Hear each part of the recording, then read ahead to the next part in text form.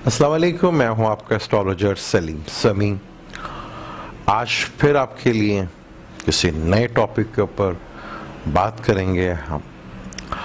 हमारा मकसद एस्ट्रोलॉजी से फ़ायदा उठाना है कि किस तरह हम एस्ट्रोलॉजी से फ़ायदा उठा सकते हैं। पहले बेशुमार वीडियोस मैंने इस पे बनाई, जैसे सैटर्न और राहु केतु जुपिटर के बारे में बताया कि 2020 और 21 कैसा रहेगा जोडिक्स के लिए, 12 जोडिक्स के लिए। उसमें हम बच्चों की पैदाइश कर सकते हैं, क्योंकि सैटर्न का अपने घर में आना और जुपिटर का भी अपने घर में आना, राहु और केतु का भी अपने घर में आना। एस्ट्रोलॉजी बहुत सी जगह पे हमारी हेल्प करती है, मदद करती है। हमें एस्ट्रोलॉजी से भरपूर फ़ायदा उठाना चाहिए। हमारे यहाँ एस्ट्रोलॉजी को लोग प्रॉपर सही तरह समझ नहीं सकते। एस्ट्रोलॉजी हर जगह आपको गाइड करती है। आज हम इसी टॉपिक को लेके कि बच्चों की पैदाइश जो कि बहुत इम्पॉर्टेंट होती है, और अगर वो अच्छे टाइम पे हो तो बहुत अच्छी बात है। जितना भी हमारी कोशिश हो कि हम बुरे टाइम से बचें, वो आने वाले बच्चे के लिए भी और माँ बाप के लिए भी बहुत अच्छा होता है और माशरे के लिए भी बहुत अच्छा होता है। 13 फरवरी से लेकर 14 मार्च तक 4 लगन ऐसे हैं, अगर आप अवॉइड करें कि उस टाइम पर बच्चे की पैदाइश ना हो, और वो टाइमिंग क्या है वो टाइमिंग भी आपको बताने की कोशिश करेंगे हम। क्योंकि आजकल तो हमारे यहाँ बच्चे की पैदाइश 99% ऑपरेशन से ही होता है। जब ऑपरेशन से ही बच्चे होने हैं और डॉक्टरों ने अपनी ही मर्जी करनी है पैसे बनाने के लिए, तो क्यों ना फिर हम अच्छे टाइम को फ़ायदा उठाएं और जो बुरे टाइम है उसे अवॉइड करें।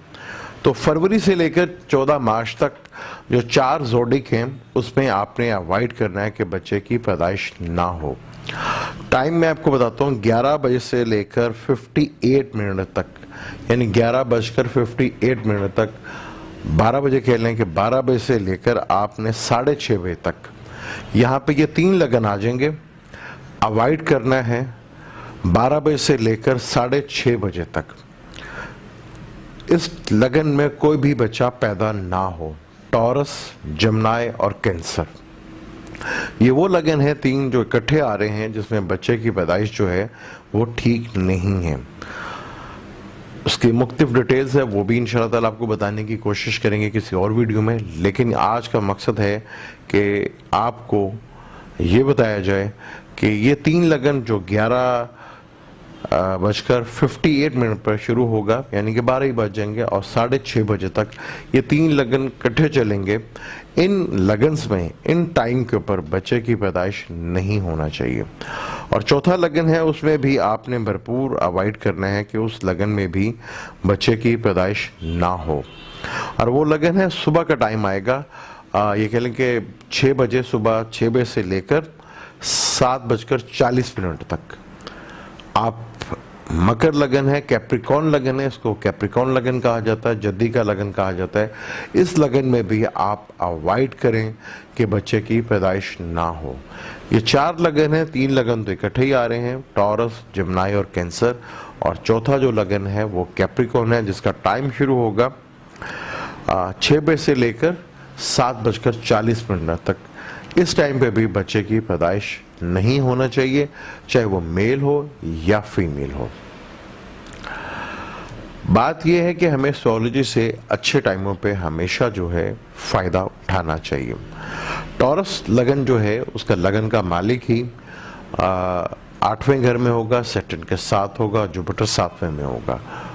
जुपिटर टॉरस लगन में मैलिफिक माना जाता है, तो बच्चे की हेल्थ को लेके इश्यूज ही खड़े हो सकते हैं और शादी को लेके मसाइल भी खड़े हो सकते हैं।